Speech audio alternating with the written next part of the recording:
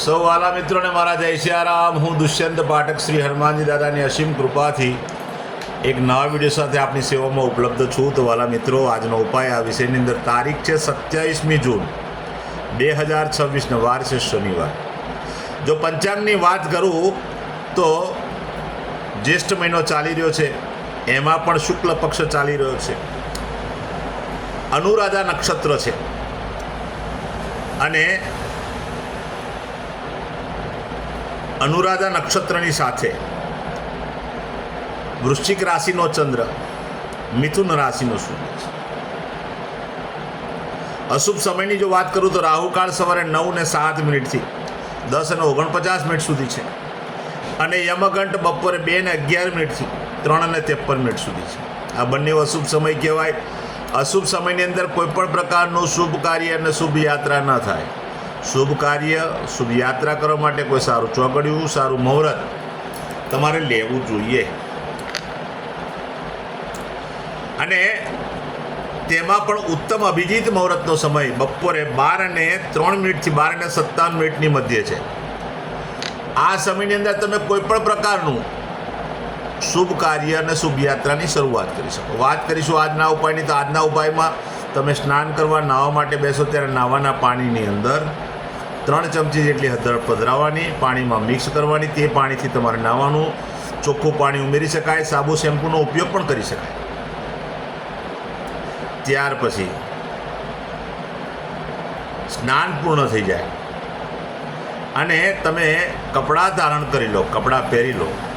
તમારે 2 કામ કરવાના છે. પહેલું કામ, એક સરસિયાના તેલના તિલક ડાબા અને જમણા પગે કરવાના છે. અને તમારી પાસે કાજલ હોય, મેશ, તો તમારી આંખો પર મેશ લગાડવાની છે. તમે આંખો પર ન લગાડી શકો મેશ, તો તમારે તમારા જમણા પગના અંગૂઠાને ડાબા પગના અંગૂઠાની નીચે મેશ લગાડવાની છે. 2માંથી એક, તમે જ્યાં લગાડો ત્યાં. પણ આંખમાં અંજન કરશો તો વધારે પૂર્ણ પુણ્ય પ્રાપ્ત થાય. આગળની વાત કરીશ કે ત્યાર પછી સીધું સંધ્યાકાળે શ્રી હનુમાનજી દાદાને એક કાગભૂષણની રામાયણજીનો પાઠ અને એક હનુમાન ચાલીસાનો પાઠ દાદાને અર્પણ કરવાનો છે. સમયની અનુકૂળતા હોય તો સુંદરકાંડનો પાઠ પણ કરીને દાદાને અર્પણ કરવાનો. રાત્રે સૂતા પહેલાં 1 માળા કરવાની છે. ઓમ કૃષ્ણાય વાસુદેવાય હરે પરમાત્મને પણ ક્લેશ નાશાય ગોવિંદાય નમઃ. આ મંત્ર યથાશક્તિ બોલજો. વધારે બોલાય તો વધારે બોલજો. પછી તમારો ઉપાય પૂર્ણ થઈ.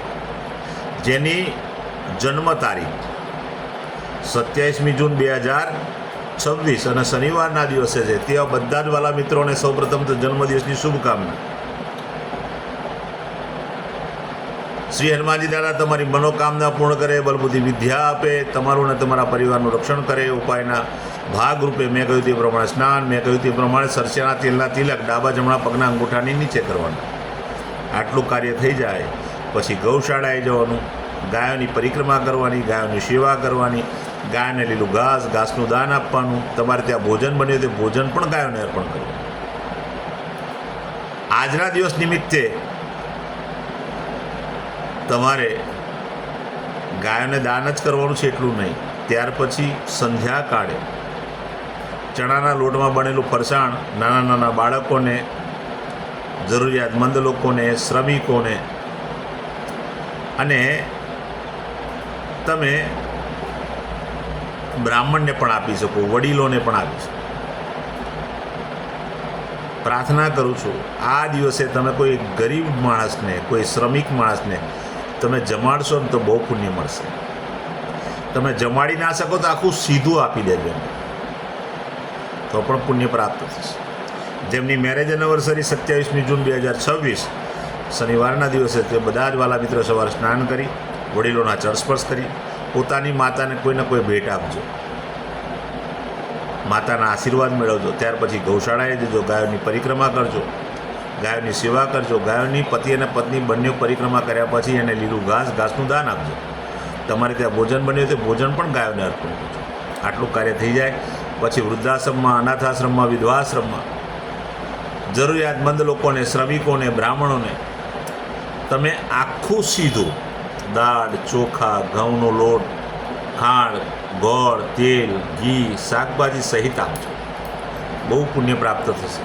પતિ અને પત્નીનું જીવન આનંદ સહિત 1 વર્ષ સુધી પસાર થઈ જશે. મારા બધા વિડીયો યુટ્યુબ પર હોય છે. મારી યુટ્યુબની ચેનલનું નામ છે દુષ્યંત પાઠક. મારી ચેનલને સબસ્ક્રાઈબ કરજો, બેલ આઇકન અવશ્ય દબાવજો, કારણ કે હું નિયમિત એક જ વિડીયો મૂકું છું. અને તે વિડીયો જો તમે બેલ આઇકન દબાવ્યો છે તો તરત જ તમારા મોબાઈલ પર નોટિફિકેશન આવી જશે અને તમને એ વિડીયો તરત જ જોવા મળી જશે. તો મારી ચેનલને સબસ્ક્રાઈબ કરજો અને બેલ આઇકન અવશ્ય દબાવો. સાથે સાથે મારું ઇન્સ્ટાગ્રામ, મારું ફેસબુકનું પેજ, એનું નામ પણ દુષ્યંત પાઠક છે. મારા પેજને ફોલો કરજો, લાઈક કરજો, મારા વિડીયોને શેર કરજો. કોઈ સંઘર્ષમાં ફસાયેલા વ્યક્તિને તમે જો વિડીયો શેર કર્યો છે તો એના સુધી પહોંચી જશે અને એને માર્ગ જળશે. આ ચેનલ ચાલુ કરવાનો મારો બીજો કોઈ ધ્યેય નથી. બસ આટલો જ છે કે કોઈ સંઘર્ષમાં ફસાયેલો વ્યક્તિ અંધશ્રદ્ધામાં ન જતા સીધો સાદો ઉપાય કરીને, ઘરેલું ઉપાય કરીને સંઘર્ષમાંથી બહાર નીકળે. હું નિયમિત એક વાત કહું છું કે એકવાર વિડીયો જોવાથી, એકવાર ઉપાય કરવાથી કોઈ ફરક પડવાનો નથી. આ કોઈ ચમત્કારની વાત નથી. તમે નિયમિત કરશો તો તમારા ગ્રહો બેલેન્સ થઈ જશે અને તમે દુઃખમાંથી બહાર નીકળશો. સૌ વાલા મિત્રોને જય સિયારામ. નવા વિડીયોમાં ફરીથી મળીશું.